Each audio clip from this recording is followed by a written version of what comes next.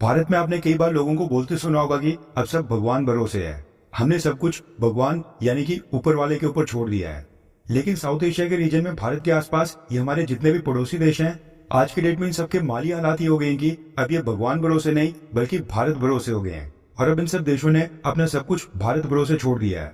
और भारत के लिए मसला ये खड़ा हो गया है कि अब श्रीलंका के बाद धीरे धीरे बाकी सभी देश भारत के आगे लाइन बनाकर खड़े हो गए हैं। ठीक वैसे जैसे मंदिर या फिर पूजा के स्थान के सामने मांगने वालों की लाइन लग जाती है, ठीक वैसे ही कुछ आज की डेट में साउथ एशिया में भारत के आसपास हमारे जितने भी पड़ोसी देश हैं उनका हाल हो गया है।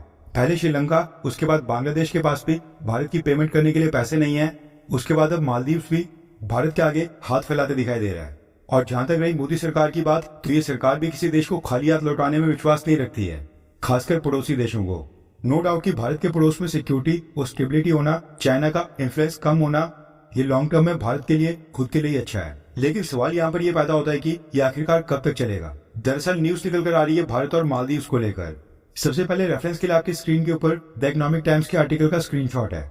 रिपोर्ट के मुताबिक मालदीव ने भारत सरकार से फाइनेंशियल एड मांगी थी और इसके ऊपर मोदी सरकार ने मालदीव को फाइनेंशियल एड देने का फैसला भी कर लिया है। और ये वो एड है जो हमने अपने बजट में मालदीव की मदद के लिए पैसे अलॉट किए थे, ये उससे अलग है। न्यूज निकल कर आ रही है कि भारत सरकार ने जो रीजनल कंट्रीज के लिए रिजर्व बैंक ऑफ इंडिया का करेंसी स्वैप प्रोग्राम स्टार्ट किया था, उसके तहत भारत मालदीव को $400 मिलियन अवेलेबल करवाएगा। $400 मिलियन यानी कि भारत की करेंसी में 3,320 करोड़ रुपए। इसके अलावा न्यूज निकल कर आ रही है कि भारत लाइन ऑफ क्रेडिट के तहत मालदीव की सरकार को $800 मिलियन यानी कि 6,640 करोड़ रुपीस का लोन देगा, जो कि एक तरह से लॉन्ग टर्म लोन होने वाला है।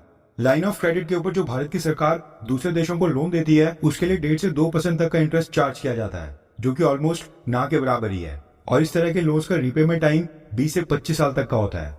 ये सारी अनाउंसमेंट अभी भारत सरकार ने नहीं की है। दरअसल मालदीव के प्रेसिडेंट मोहम्मद मिजू कुछ ही दिनों के बाद भारत की विजिट के ऊपर आ रहे हैं और उसी विजिट में जब वो प्रधानमंत्री मोदी के साथ मीटिंग्स करेंगे, तब ये सारे फाइनेंशियल एड को लेकर ये डील साइन होंगी। मालदीव के पास केवल 1 महीने का सामान इंपोर्ट करने के ही फॉरेन रिजर्व्स बचे हैं।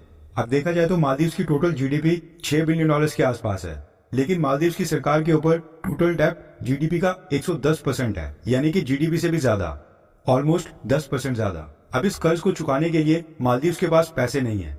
ऐसे में मालदीव के प्रेसिडेंट मोहम्मद मिजू ने डायल किया प्रधानमंत्री मोदी को और भारत सरकार ने श्रीलंका की तरह मालदीव को भी रेस्क्यू करने का फैसला किया है। वैसे विडंबना इस बात की है कि अभी कुछ ही महीने पहले हम और आप लोग मिलकर मालदीव को बॉयकॉट कर रहे थे। आपको याद होगा जब मालदीव की नई गवर्नमेंट के कुछ मिनिस्टर्स ने प्रधानमंत्री मोदी के बारे में अपशब्द बोले थे, तो पूरे भारत में बॉयकॉट मालदीव कैंपेन चला था और आज भी भारत के कई सारे टूरिस्ट मालदीव को बॉयकॉट कर रहे हैं। प्रधानमंत्री मोदी खुद ही लक्षद्वीप आइलैंड्स पे जाकर उसको प्रमोट करने लग गए थे और दूसरी तरफ मालदीव के प्रेसिडेंट मोहम्मद मिजू ने मालदीव से भारत की सेना को वापस भी भेज दिया था। लोन देना है या फिर नहीं देना है, ये तो खैर भारत सरकार का ही फैसला है, लेकिन आई होप मालदीव के प्रेसिडेंट मोहम्मद मिजू भी अब भारत से मदद लेने के बाद थोड़ा सुधर जाएंगे और दोबारा मालदीव के अंदर वहां पर एंटी इंडिया प्रोपेगेंडा को नहीं फैलाएंगे।